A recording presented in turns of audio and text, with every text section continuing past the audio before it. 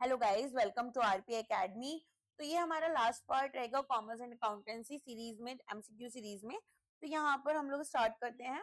पहला क्वेश्चन क्या है, जब कोई कंपनी अपने बोनस शेयर्स इशू कर रही है एग्जिस्टिंग शेयर होल्डर्स के पास में, तो प्राइमरी इफेक्ट क्या रहेगा कंपनी की फाइनेंशियल पोजीशन का, ये आपसे पूछ रहे हैं। तो कंपनी की जो नेटवर्थ है, पहला बोल रहे हैं इंक्रीज हो जाएगी, दूसरा बोल रहे हैं कैश रिजर्व्स यहाँ पर डिक्रीज हो जाएंगे, तीसरा बोल रहा है total number of issued share जो है वो इंक्रीज हो जाएंगे, लेकिन जो नेट वर्थ है वो आपकी सेम रहेगी। चौथा बोल रहे हैं कंपनी का जो डेट टू इक्विटी रेशियो है ये सिग्निफिकेंटली इंप्रूव होगा, और लास्ट बोल रहे हैं कि एडिशनल फंड आ जाएगा इसके पास इसके ऑपरेशंस के लिए। तो अब जब बोनस शेयर्स इशू किए जाते हैं तो क्या शेयर होल्डर से कोई भी पैसा लिया जाता है? डेफिनेटली नहीं लिया जाता। तो यहाँ पर नेटवर्थ नहीं इंक्रीज होगी, रेदर क्या करते हैं हम, हमारे पास में सिक्योरिटीज प्रीमियम अकाउंट से या फिर रिजर्व्स में हमारे कुछ भी एक्स्ट्रा पैसा होता है तो उस पर हम कैपिटलाइज करते हैं, और कैपिटलाइज कर यहाँ पर हमारे शेयर होल्डर्स को कुछ एक्स्ट्रा नए शेयर्स दे देते हैं। तो हमारे जो नंबर ऑफ शेयर्स हैं वो तो बढ़ जाते हैं कंपनी के, लेकिन बोनस शेयर्स में हमारे पास यहाँ पर कुछ भी एक्स्ट्रा हमें नहीं करना पड़ रहा है कि हमारी नेटवर्थ बढ़े एक्सेट्रा। तो प्रोसेस है कन्वर्टिंग अ कंपनीज प्रॉफिट्स और रिजर्व्स इनटू शेयर कैपिटल। अब यहाँ पर जो total number of issued share हैं वो हमारे बढ़ गए। एक कंपनी ने पहले 1000 शेयर्स अपने इशू किए हुए थे, अब यहाँ पर इन्होंने 1100 शेयर्स इशू कर दिए, लेकिन यहाँ पर ये कोई भी नया कैश नहीं लेकर आ रहे। कंपनी की जो नेटवर्थ है वो सेम रहेगी, क्योंकि पैसा एक अकाउंट से दूसरे अकाउंट में जा रहा है। जैसे शेयर कैपिटल अकाउंट में सिक्योरिटीज प्रीमियम अकाउंट से पैसा चला जाएगा या रिजर्व से चला जाएगा। तो according to the provisions of the companies act, a company can utilise specific reserve. अब ये पूछा कौन से रिजर्व है जो कि हम यूज ही नहीं कर सकते? Free reserve, securities premium account, capital redemption reserve, reserve created by the revaluation of assets and general reserve account. तो बताओ कौन से ऐसे रिजर्व्स हैं जिनको हम यहाँ पर बोनस शेयर्स में यूज नहीं कर सकते? चार को कर सकते हैं, एक को नहीं कर सकते। तो एक का एग्जांपल तो मैंने अभी आपको दिया था, डेफिनेटली यहाँ पर डी आंसर हो जाएगा। रीवैल्यूएशन रिजर्व्स जो होते हैं वो हम यूज नहीं कर सकते। क्यों नहीं यूज कर सकते? मैंने सच में थोड़ी प्रॉपर्टी बेची थी, बस मैंने देखा था कि भाई प्रॉपर्टी के जो दाम है वो बढ़ गए हैं। पहले जो प्रॉपर्टी 25 लाख की थी, अब वो यहाँ पर 45 लाख की है, तो 20 लाख रुपए यहाँ पर बढ़ चुके हैं। उसके लिए मैंने रीवैल्यूएशन रिजर्व बनाया है ना। ये कोई फ्री रिजर्व तो है नहीं मेरा। फ्री रिजर्व कौन से होते हैं मेरे? फ्री रिजर्व्स में मेरे कैपिटल रिडेम्पशन रिजर्व्स आ गए। तो रीवैल्यूएशन सरप्लस एक अनरियलाइज्ड गेन है, सच में नहीं हुआ है। ऐसा नहीं कि मैं जमीन बेच कर आई हूँ तब मेरे पास पैसा आया है। तो कंपनी लॉ के अकॉर्डिंग बोनस शेयर्स हमें रियलाइज प्रॉफिट से निकालने हैं, और स्पेसिफिक रिजर्व्स जैसे securities premium, capital redemption reserves जो हमारे ज्यादा कॉन्क्रीट हैं। Before a company can capitalise its profits to issue bonus shares, यहाँ पर ये कैपिटलाइज नहीं कर रही है अपने प्रॉफिट्स पर, ये क्या कर रही है, इसको कुछ सेवरल कंडीशंस फॉलो करनी है। जैसे कि एक एग्जांपल दे देती हूँ एक कंडीशन का। कंपनी के पास में जो भी यहाँ पर डेट है, ठीक है, और ड्यू डेट कोई भी क्रॉस नहीं होनी चाहिए उस डेट को पे करने की। जैसे अगर मैं हर महीने 1 तारीख को 10,000 रुपए अपनी लोन की ईएमआई भरती हूँ, तो वो यहाँ पर 1 तारीख को मैंने पे किया हो, ऐसा नहीं है कि अभी 5 तारीख हो गई और मैंने अपना लोन ही नहीं, ईएमआई ही नहीं पे किया है, ठीक है। तो what is the mandatory pre condition that a company must fulfil regarding it's existing shares before a bonus issue can be made? Company यहाँ पर क्या कर रही है, डिविडेंड्स जो है कंसिस्टेंटली पे कर रही है for the past 3 years। Company obtain करेगी approval from its creditors. Any partially paid up shares outstanding on the date of allotment must be made fully paid up. जो मार्केट प्राइस है company के shares का वो हमारा above the book value होना चाहिए, या कंपनी यहाँ पर कोई भी आउटस्टैंडिंग डेट सिक्योरिटीज नहीं रखेगी। तो बताओ यहाँ पर क्या होना चाहिए? कंपनी को डिविडेंड यहाँ पर कंसिस्टेंटली पे करना है, या फिर अपने क्रेडिटर्स से अप्रूवल लेना पड़ेगा, या पार्शियली पेड अप शेयर्स जो है outstanding on the date of allotment पहले वो फुल्ली पेड होंगे, या मार्केट प्राइस जो है वो बुक वैल्यू से ऊपर होनी चाहिए, या कोई भी आउटस्टैंडिंग डेट सिक्योरिटीज नहीं होनी चाहिए। तो यहाँ पर आपका आंसर सी हो जाएगा। कंपनी के जितने भी शेयर्स हैं वो फुल्ली पेड अप होने चाहिए, क्योंकि हम पैसा किसको दे रहे हैं? अपने शेयर होल्डर्स को दे रहे हैं। और इन लोगों ने यहाँ पर, you can call them those rascals who have not even paid the full amount and I will be providing some benefits. Am I a foolish or something? तो यहाँ पर मैं कोई फूल वूल तो हूं नहीं, राइट।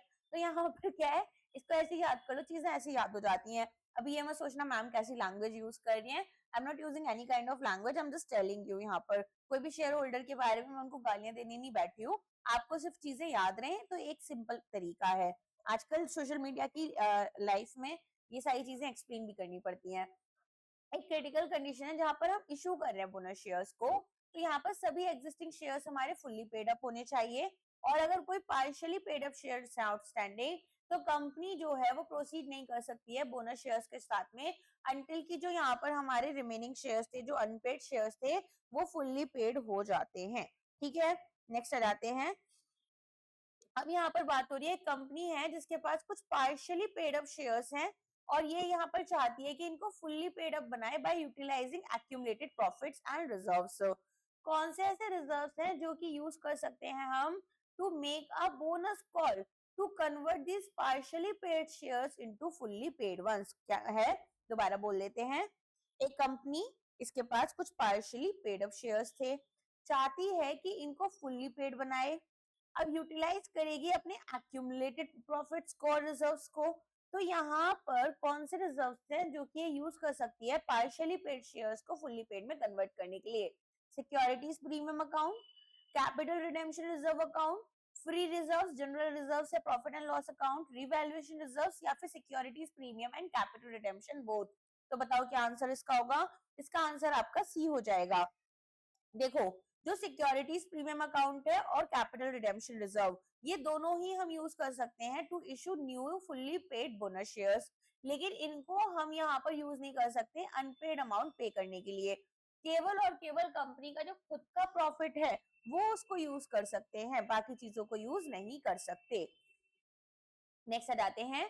जब कोई कंपनी बोनस इशू शेयर कर रही होती है तो बहुत सारे बेनिफिट्स होते हैं, कुछ पोटेंशियल डिसएडवांटेजेस भी होती हैं। तो अब आपको बताना है सिग्निफिकेंट नेगेटिव कॉन्सिक्वेंस क्या होगा जब कंपनी बोनस शेयर्स इशू कर रही है। कंपनी के कैश बैलेंस कम हो रहे हैं, कंपनी की इनकम टैक्स लायबिलिटी बढ़ जाती है, कॉम्प्लेक्स प्रोसेस है जहां पर अप्रूवल लेना है गवर्नमेंट का, या फिर जो नंबर ऑफ आउटस्टैंडिंग शेयर्स हैं ये हमारे डिक्रीज कर देते हैं फ्यूचर अर्निंग पर शेयर। यहाँ पर अगर हम देखेंगे फ्यूचर अर्निंग पर शेयर हम वैसे तो निकालते हैं ईपीएस जो निकालते हैं, ठीक है, तो ईपीएस निकालने के लिए हमारी जो यहाँ पर पहले 10 शेयर्स के अकॉर्डिंग हमारा ईपीएस आ रहा था, अब 15 शेयर्स के। प्रॉफिट्स तो हमारे सेम ही है, जो हमारा यहाँ पर पैट है वो तो सेम ही है, पैट में तो कोई डिफरेंस आ नहीं रहा। पैट क्या था? Profit after tax. तो यहाँ पर ये बोल रहे हैं कि भाई क्या इम्पैक्ट आएगा, और ओवरऑल मार्केट कैपिटलाइजेशन जो है कंपनी की वो कम होगी, तो इसका आंसर डी हो जाएगा। यहाँ पर total earnings upon number of outstanding shares, total earnings जो है प्रॉफिट आफ्टर टैक्स या फिर बोल लो इसको, या फिर आप अपनी अभी कोई सा भी प्रॉफिट बोल सकते हो, नेटवर्थ हमारा बोल लो जो भी है। तो यहाँ पर अब हमारे सॉरी नेटवर्थ नहीं होगा, प्रॉफिट्स ही रहेंगे, तो ये हमारे सेम ही रहेंगे, ठीक है। लेकिन अब जो नंबर ऑफ शेयर्स हमने इशू किया, पहले एक कंपनी को हमने 1000 हिस्सों में डिवाइड किया था, अब 1100 हिस्सों में किया है, तो ऑफकोर्स यहाँ पर शेयर के अकॉर्डिंग हमारी वो कम हो जाएगी।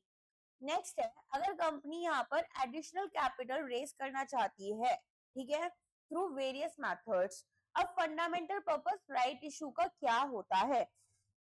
राइट इशू के बारे में आपको पता ही होना चाहिए। तो ये बोल रहे रिवॉर्ड करेंगे एग्जिस्टिंग शेयर होल्डर्स को by giving them free shares, raise करेंगे fresh capital by offering new shares to existing share holders in proportion to their current holdings, buyback करेंगे कंपनी के खुद के शेयर्स, अलाउ करेंगे कंपनी को कि भाई परचेज कर लो कंपनी शेयर्स डिस्काउंटेड प्राइस पर, या कन्वर्ट करेंगे companies debt into equity. Right shares, मेरी राइट है इन शेयर्स पर पहले, उसके बाद में दूसरे लोगों की राइट है।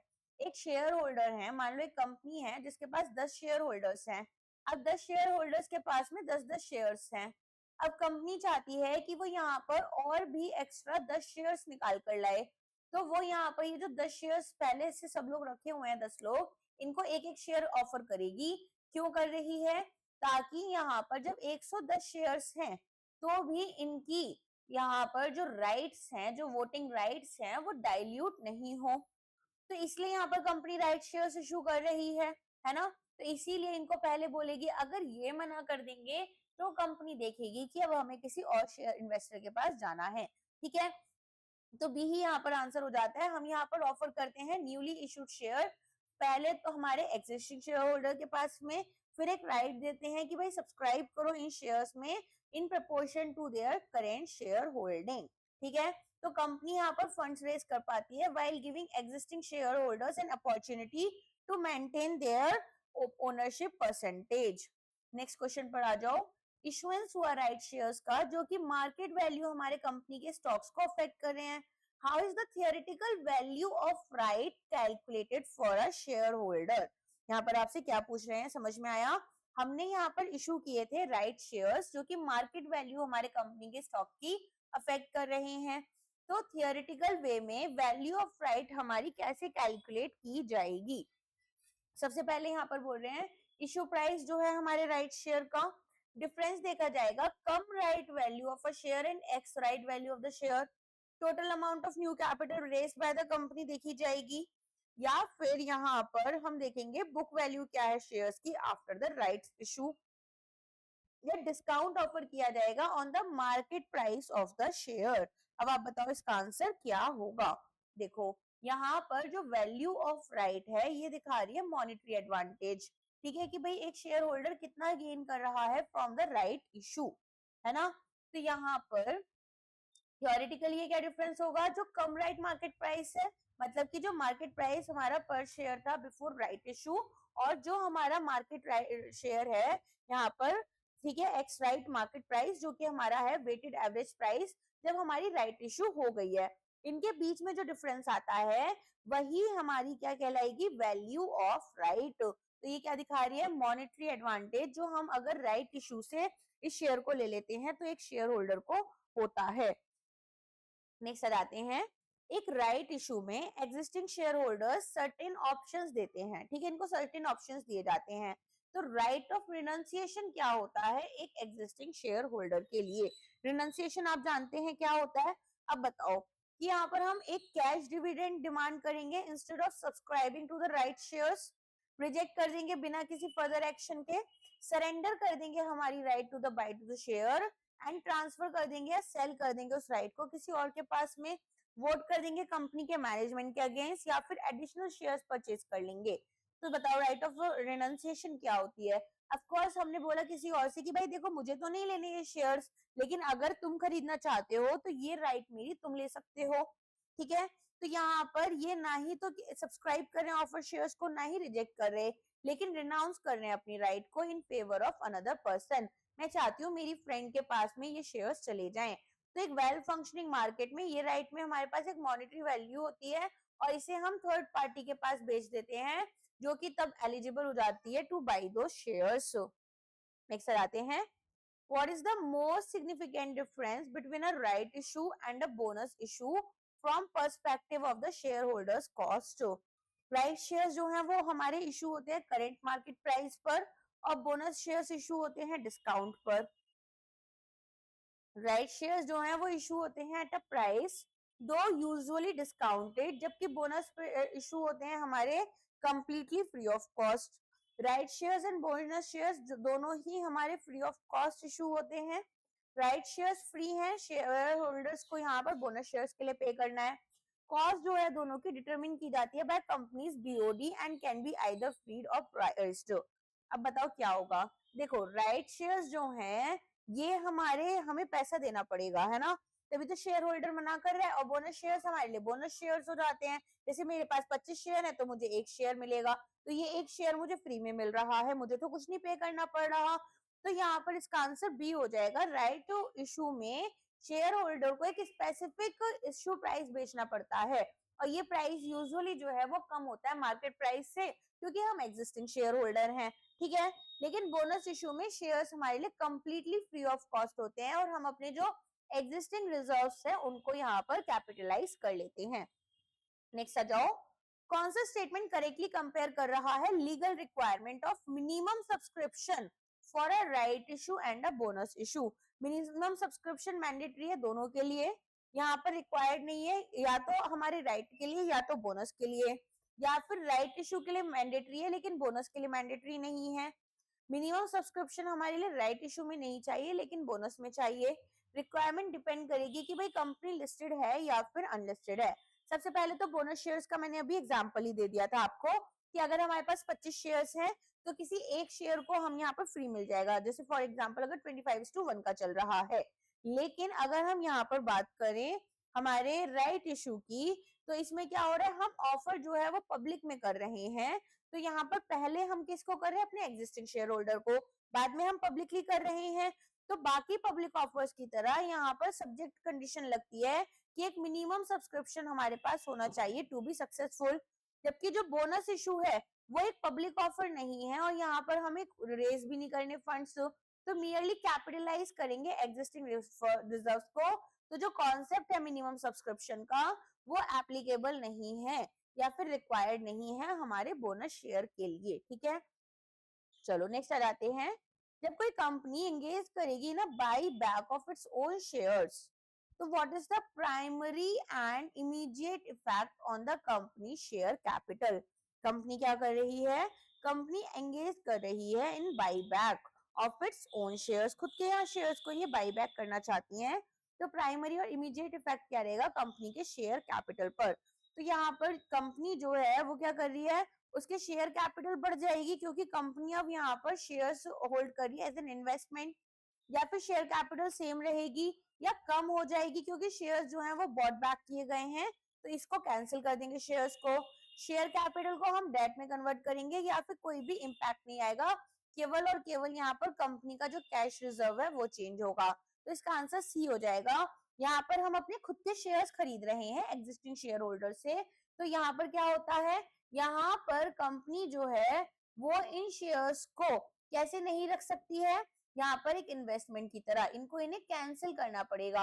अब जब मैंने शेयर्स को कैंसिल करा तो शेयर कैपिटल जो है वो भी मेरी कम हो जाएगी, ठीक है। तो ये भी हमारी यहाँ पर कम हो जाती है। नेक्स्ट आ जाते हैं, कंपनी ने एक यहाँ पर बाईबैक ऑफ शेयर्स किया फॉर वेरियस स्ट्रैटेजिक रीजंस। इनमें से कौन सा एक प्राइमरी ऑब्जेक्टिव है एक शेयर बाईबैक का, हम कंपनी की जो अर्निंग्स पर शेयर है वो डिक्रीज कर रहे हैं, रिड्यूस कर देंगे holding percentage of the promoters, increase करेंगे earning per share by reducing the number of outstanding shares, issue करेंगे new shares to a different class of investors, या फिर कंपनी के जो फ्री रिजर्व्स हैं इन्हीं को यहाँ पर हम इंक्रीज कर देंगे। तो अब बताओ यहाँ पर क्या आंसर इसका होगा। कंपनी यहाँ पर बाईबैक कर रही है शेयर्स को, ठीक है। तो हमें अब बताना है कि भाई क्यों कर रही है शेयर्स बाईबैक। देखो, जब कंपनी के पास अच्छा खासा प्रॉफिट हो रहा होता है तो कंपनी क्या करती है, ये चाहती है कि भाई जो मेरे पास शेयर होल्डर्स हैं इनको अच्छी अर्निंग मिले इनके शेयर पर, ठीक है। तो यहाँ पर जो नंबर ऑफ आउटस्टैंडिंग शेयर्स है वो इनको कम कर देती है। तो जो नेट अर्निंग है उसको हम डिवाइड करते हैं नंबर ऑफ आउटस्टैंडिंग शेयर से, तो अर्निंग पर शेयर हमारी बढ़ जाएगी, इनवर्सली प्रोपोर्शनल हो गई नंबर ऑफ आउटस्टैंडिंग शेयर से, ठीक है। तो अज्यूम करेंगे जो कंपनी की अर्निंग्स है वो सेम है और रिडक्शंस जो है वो हमें हायर ईपीएस लाकर देंगे। नेक्स्ट आ जाओ, एक कंपनी फंड करेगी यहाँ पर it's buyback of shares from legally permitted sources. अब आपसे बोल रहे हैं कि from which of the following sources a company prohibited from funding a buyback of its equity shares. एक कंपनी है जो कि फंड कर रही है खुद के यहाँ पर शेयर्स का buyback from legally permitted sources. अब यहाँ पर इसको कौन कौन से सोर्सेज हैं जो कि यूज ही नहीं कर सकती, free reserve, securities premium account, recent issue जो किया है प्रेफरेंस शेयर्स का, अर्लियर इशू किया था सेम काइंड ऑफ शेयर्स का, या कंपनी का अक्यूमुलेटेड प्रॉफिट्स। बताओ क्या होगा। तो देखो यहाँ पर ना मैंने आपको ये वाला तो बहुत अच्छे से पॉइंट बताया भी था, इसका आंसर आपका डी हो जाएगा। देखो इसमें क्या होता है कि अगर मैंने एक इक्विटी शेयर्स को क्या किया, इशू किया, अब यहाँ पर मैं बाईबैक करने गई इक्विटी शेयर्स को, तो मैं ये ही वाले पैसे को यूज कर इन शेयर्स को बाईबैक नहीं कर सकती। लेकिन मान लो मैंने प्रेफरेंस शेयर्स इशू किए थे, फिर यहाँ पर बाईबैक करना चाहा इक्विटी शेयर्स को, तो मैं कर सकती हूँ, हाँ तब मैं कर सकती हूँ। तो जब कंपनी यूज करेगी अपने फ्री रिजर्व्स को, सिक्योरिटीज प्रीमियम अकाउंट या proceeds from an issues of securities to fund a buyback, तो स्पेसिफिक और इंपॉर्टेंट रिस्ट्रिक्शन है कि यहाँ पर earlier issue of same kind नहीं कर सकती। अगर यहाँ पर बाईबैक इसको प्रेफरेंस शेयर्स का करना होता तो इक्विटी शेयर कर लेती यूज, हाँ। अगर प्रेफरेंस शेयर्स ही बाईबैक करती तो प्रेफरेंस शेयर्स को ही इशू कर सकती थी, नहीं। तो यहाँ पर ये वाली सिचुएशन होती है, ठीक है। तो कंपनी को यहाँ पर फंड जो है वो कैसे करने हैं रेज, वो तभी करने हैं जब यहाँ पर कंपनी ने अगर रेस किए यहाँ पर अपने फंड्स, तो सेम काइंड ऑफ शेयर्स को वो बाय बैक नहीं कर पाएगी और उस फंड को यूज नहीं कर पाएगी। कंपनी यहाँ पर कुछ लिमिट सेट करती है on the size of a share buyback. According to resource test, maximum limit क्या है for a buyback in any financial year? 10% of total paid up capital and free reserves, 25% of the total paid up free reserves, 50%, 25% या कोई भी upper limit नहीं है। आप कहाँ तक यहाँ पर अपनी मैक्सिमम लिमिट रखोगे for buyback in a financial year? तो ऑफ कोर्स यहाँ पर आपका ये 25% हो जाता है, ठीक है। To protect the interest of creditors, जो यहाँ पर हमें उधार देते हैं, borrowers, lenders sorry, debt equity ratio test यहाँ पर सेटिस्फाई करना चाहिए after a share buyback. Maximum permissible ratio क्या होना चाहिए? Debt to aggregate of paid up capital and free reserves after the buyback is completed.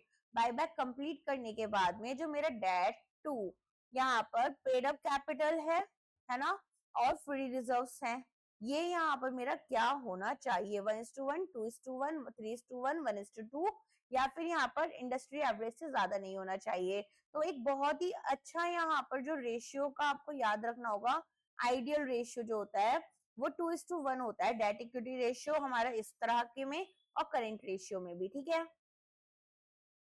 एक कंपनी चूज कर रही है from several methods to execute a share buyback.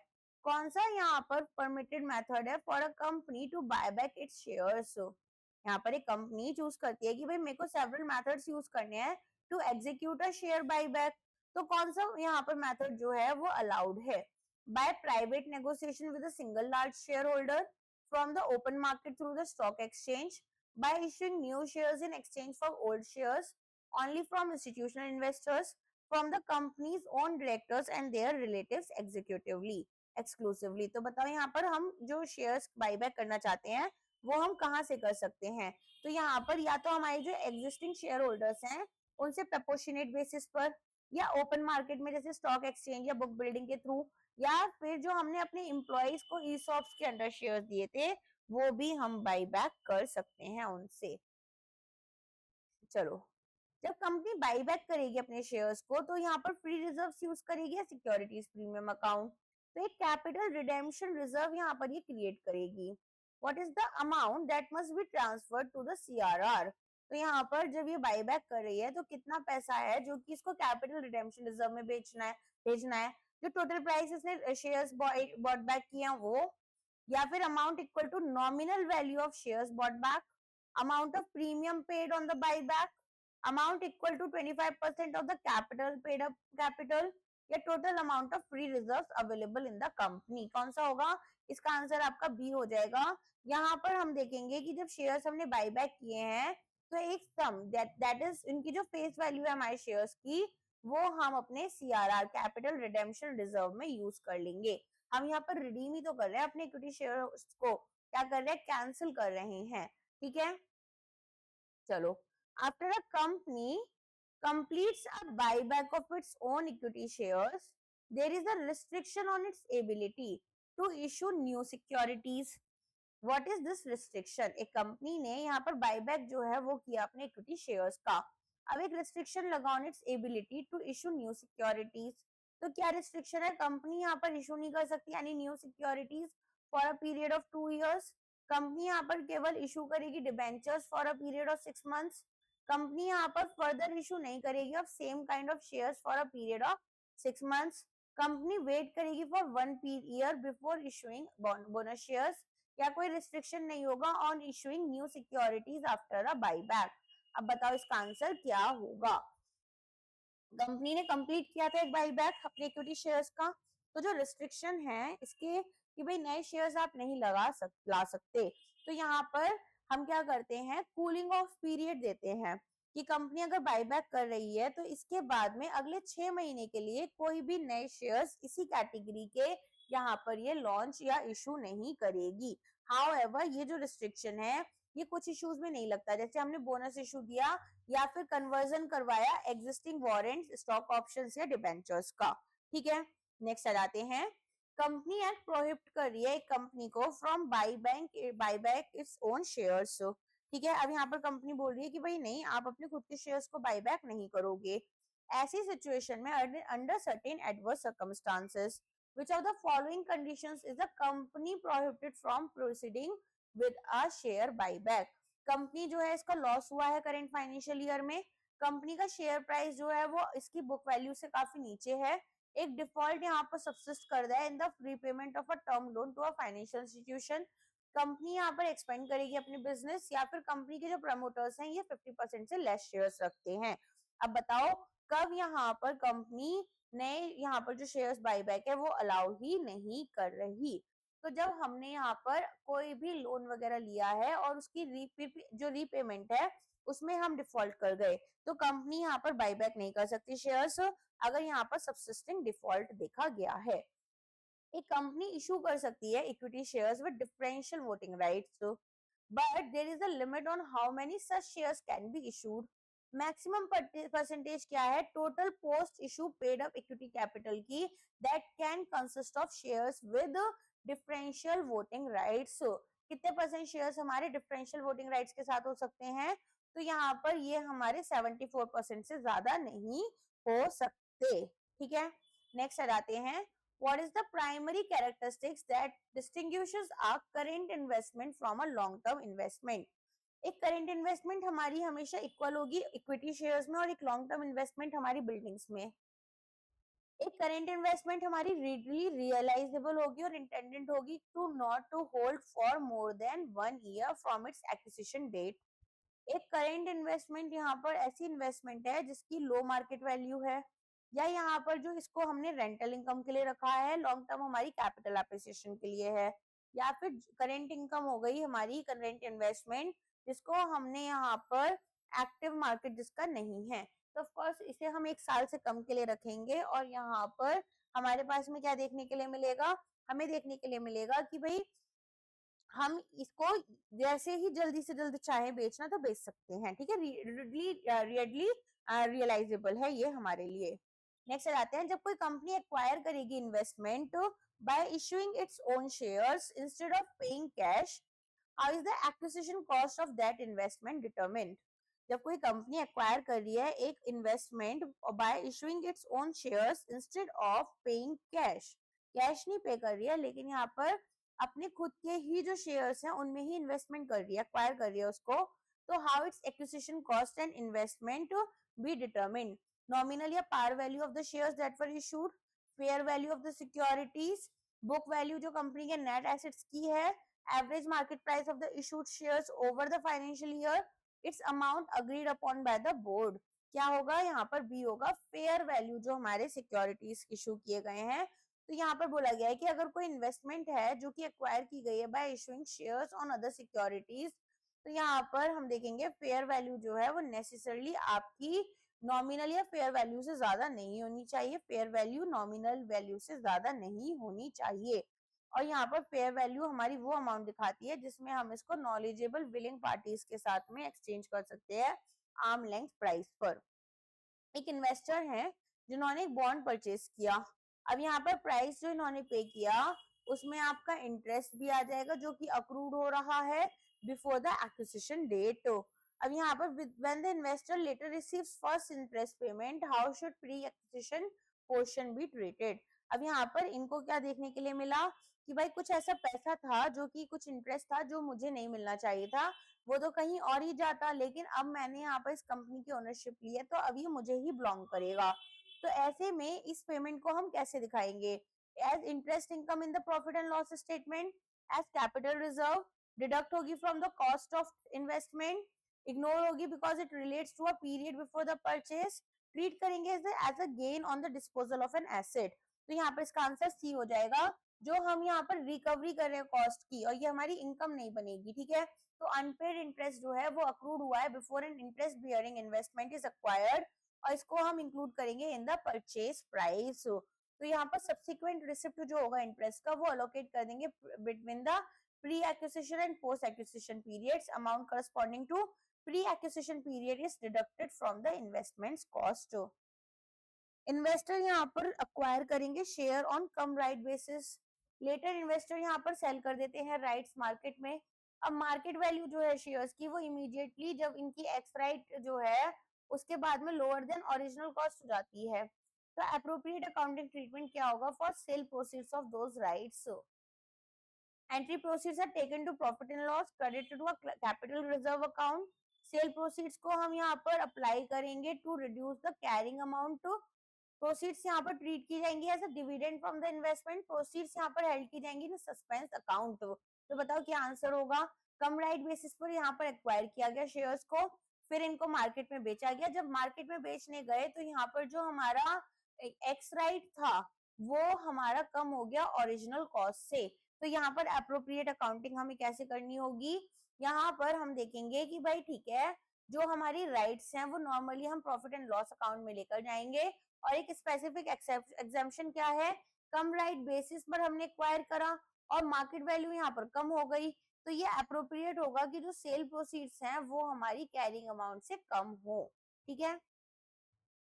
How should current investment be valued and carried in the balance sheet? तो यहाँ पर अगर हमें कुछ भी करेंट इन्वेस्टमेंट्स को वैल्यू करना है और इनको हमें यहाँ पर बैलेंस शीट पर दिखाना है, तो वो हम कैसे दिखाएंगे? हिस्टोरिकल कॉस्ट पर रिगार्डलेस की कोई चेंजेस है, फेयर वैल्यू पर विद गेन्स क्रेडिटेड टू और रिवैल्यूएशन रिजर्व, या फिर at the lower of cost and fair value, market value only और cost less at less a provision for any temporary decline. तो यहाँ पर इसका आंसर सी हो जाएगा। कॉस्ट वैल्यू जो हिस्टोरिकल कॉस्ट थी और जो अभी मार्केट प्राइस है, दोनों में जो भी कम होगा उसके अकॉर्डिंग हम यहाँ पर इसको अकाउंटिंग ट्रीटमेंट देते हैं। ठीक है। लॉन्ग टर्म इन्वेस्टमेंट्स टिपिकली हम कॉस्ट पर लेकर चलते हैं, जबकि एक रिडक्शन अगर हुआ कैरिंग अमाउंट में तो हमें यहाँ पर सर्कमस्टांसेस में इसको चेंज करना पड़ेगा। तो कब ऐसा होता है कि जब हमें कैरिंग अमाउंट को कम करना है, जब डिक्लाइन हो रहा है मार्केट वैल्यू में इन्वेस्टमेंट के, टेम्पररी डिक्लाइन है other than temporary in the value of the investment. यहाँ पर इन्वेस्टमेंट को हमने 5 साल से ज्यादा रखा है और इसकी वैल्यू डिक्लाइन कर चुकी है, या फिर मार्केट वैल्यू जो है वो हमारे फेयर प्राइस वैल्यू से कम है। तो ऑफ कोर्स यहाँ पर अगर मैंने कोई भी ये देखेंगे कि भाई डिक्लाइन हो रहा है, तो वो डिक्लाइन क्यों हो रहा है? क्योंकि मेरे पास में यहाँ पर लॉस हो रहा है, तो इनको हम कैरिंग कॉस्ट पर लेते हैं, लेकिन मुझे पता है कि भाई परमानेंटली यहाँ पर डिक्रीज हो जाएगी कॉस्ट, तो उसको हम फिर यहाँ पर डिफाइन कर देते हैं। एक डिक्लाइन हमारे ये other than temporary investment value में आ जाता है, और इसको हम अपने प्रॉफिट एंड लॉस स्टेटमेंट में भी शो करते हैं। डेफिनेशन क्या है इन्वेस्टमेंट प्रॉपर्टी की अकॉर्डिंग टू अकाउंटिंग स्टैंडर्ड?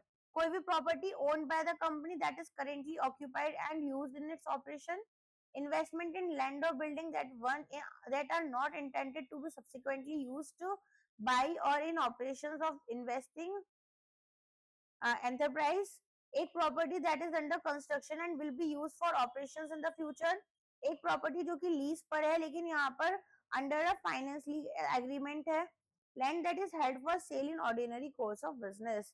तो यहाँ पर इन्वेस्टमेंट प्रॉपर्टी क्या होती है? जिसको हमने यहाँ पर खरीदा और कैपिटल एप्रिसिएशन के लिए रखा हुआ है, तो यहाँ पर हम इसको यूज नहीं करना चाहते, ऑक्यूपाई नहीं करना चाहते, बस लेकर छोड़ देंगे कि एक समय आने पर इसे बेच देंगे। When an investment is classified current to long term, what is the correct valuation? यहाँ पर कैसे करोगे? फेयर वैल्यू पर, original cost per, carrying value पर, लोअर ऑफ कॉस्ट, या फिर हमारा यहाँ पर अमाउंट जो भी जा रहा था, ठीक है, और या फिर at the lower of cost and carrying amount at the date of transfer. तो यहाँ पर इसका आंसर डी हो जाएगा। करेंट से लॉन्ग टर्म में जाएंगे तो ट्रांसफर होता है lower of cost and fair value, और लॉन्ग से टर्म करेंट में जाएंगे तो lower of cost and carrying amount. Carrying amount कौन सी थी? वो जो डेप्रिसिएशन वगैरह हमारा हो चुका होगा वो वाली। ठीक है। तो अगर यहाँ पर लॉन्ग टर्म से हम करेंट में जाते हैं तो कैरिंग अमाउंट वाला ही लेकर चलेंगे, अदरवाइज अगर करेंट से लॉन्ग टर्म में जाएंगे तो कॉस्ट या फिर जो भी हमारी फेयर वैल्यू है इनमें क्या कम है। एक कंपनी डिस्पोज कर देती है इसकी होल्डिंग किसी भी इंडिविजुअल इन्वेस्टमेंट में, how is the carrying amount of that part that was sold determined? Determine करेंगे फीफो लीफो यूज कर या फिर based on specific identification on the basis of average carrying amount of the total holding of that investment, या फिर determine based on the market price. तो यहाँ पर total average holding हमारे पास कितनी थी, उसकी मार्केट वैल्यू क्या है, उसके अकॉर्डिंग हम इसको अपनी बुक्स में शो करेंगे। इससे क्या होता है, कंसिस्टेंट और रेशनल एलोकेशन होता है कॉस्ट का to the proportion sold. Which of the following is the required disclosure in the financial statements regarding investments? Name जो है इंडिविजुअल ब्रोकर्स का उसको यूज किया जा रहा है इन्वेस्टमेंट ट्रांजेक्शन के लिए। एक फोरकास्ट होगा future market value of all long term investments. Accounting policies यहाँ पर फॉलो की गई थी जो वैल्यूएशन ऑफ इन्वेस्टमेंट में। मैनेजमेंट का strategic reasoning for holding each individual investment. Political risk assessment for all investments held in foreign countries. कौन सा एक रिक्वायर्ड डिस्क्लोजर होगा? खुद देखो इसमें कौन सा ऐसा है जिसमें कि हमारे इकोनॉमिक डिसीजन चेंज हो सकते हैं। तो यहाँ पर इसका आंसर सी होगा। हम यहाँ पर सेवरल की डिस्क्लोजर्स करते हैं तो वो हमारे कौन से होने चाहिए कि भाई यहाँ पर इन्वेस्टमेंट वैल्यू क्या है और किस तरह हमने डिटरमिन की। तो amount of interest, dividend, rentals कितने अर्न कर रहे हैं, प्रॉफिट एंड लॉस यहाँ पर डिस्पोजल पर कितना में होगा, सिग्निफिकेंट रिस्ट्रिक्शंस यहाँ पर इसकी ओनरशिप पर क्या क्या है, और एग्रीगेट अमाउंट जो कि कोट की गई है या अनकोडेड इन्वेस्टमेंट्स पर है। ठीक है, इसी के साथ में हमारा IFSCA एंड PFRDA में जो कॉमर्स एंड अकाउंटेंसी का सिलेबस है अलोंग विद दैट EPFO में। ठीक है, तो ये हमारा जो है MCQs के थ्रू हमने यहाँ पर कवर कर लिया है। ठीक है, MCQs में EPFO में एक और एक्स्ट्रा यूनिट है जो PFRDA में नहीं आती है, तो उसके ऊपर मैं क्वेश्चंस आपको अलग से प्रोवाइड कर दूंगी। ठीक है, आई होप लेक्चर आपको अच्छा लगा होगा, क्वेश्चन समझ में आए होंगे और अच्छे से रिवीजन हो गया होगा। बाकी full commerce and accountancy videos मैंने आपको अलग अलग एग्जाम्स के लिए प्रोवाइड कर ही रखी हैं, तो आप वहां से देख सकते हैं। इसकी यहाँ पर जो PDF है इन MCQs की, ये आपको हमारे ई बुक सेक्शन से मिल जाएगी। चलिए अब के लिए बस इतना ही। Thank you so much and take care of your self.